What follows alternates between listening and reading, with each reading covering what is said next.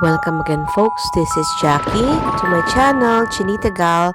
We're doing a DIY, some of the DIY for decoration Halloween. You can use it on your dinner table or just display it outside your house or in other places inside your house. So anyway, let's begin. I got these things. I bought a glass from a charity shop, then for a cheap price. Then this one from one of the giveaways, and then a glass from two of them are from giveaways. So, ayan, pinupunasan ko siya. Then just to clean up the bit of dust and muck. And then I had this color which I had it already since.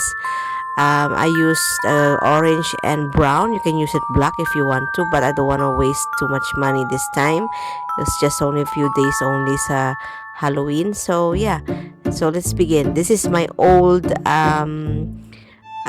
candle, battery operated candle, I should say. So yan, pinupinturahan ko siya. I didn't do it well with the cotton buds, but I use it with like a sponge and a bit of a tissue or a kitchen wipes. So yun. Ayan, so I dab it all, mix it up, and make it like a dirt or like a bloody dirt. And then si Chin Chin, nagkaantay, tumitingin. Actually, he helped me, not helping me actually, but he is watching me. So, staying with me all the time. So, he's a good boy. But anyway, yan, dinadab ko siya so that I can just have like a bit of texture only. Para parang old style na a candle. Same as the others as well. And, yeah.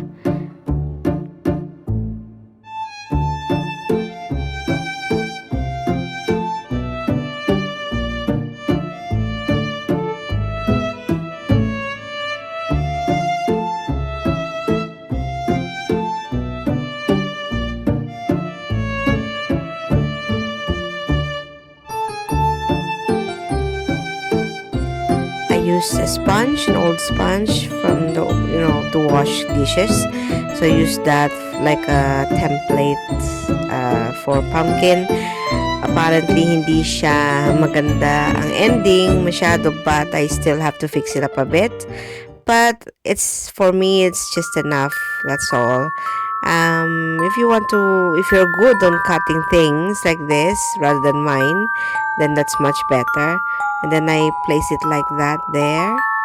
Parang ganyan siya. So I dab it twice or 3 times like a crown, or something like a mask. It should be a pumpkin, but it didn't work out that well. But for me, I think it's nice. It's a different pumpkin, kumbaga. And I just fix it up and yeah, paint it off. Same as this one.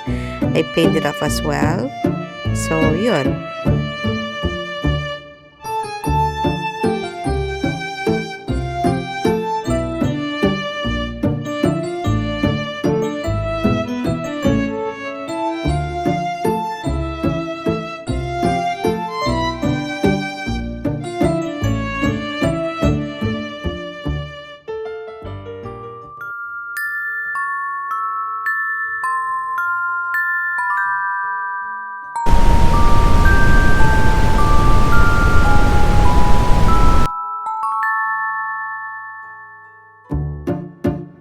So there you have it, folks. My like a centerpiece for this year for Halloween 2023.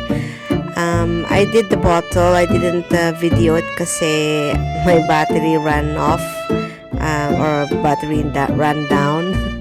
Kaya yun, hindi ko siya na videohan. But it's the same as the one that I did earlier. The handle, the goblet or glass, I should say. And then I bought from M&S shop last time kasi they're still selling some pumpkins. The little pumpkins which I've been waiting for ages. It's only now that ngayon lang siya nagsulputan. So, it did work out well. And I got some candies on the background. And apparently, my old pumpkin, kasi madaling masira kasi siya.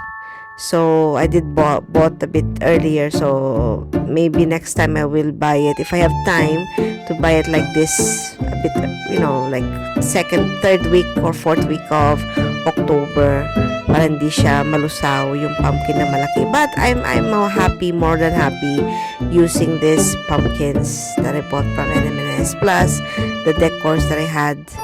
And yeah, that's a little lamp, and the candle, which is the battery. That's a battery operated inside, and the bottle and some chalkies. Ayan siya.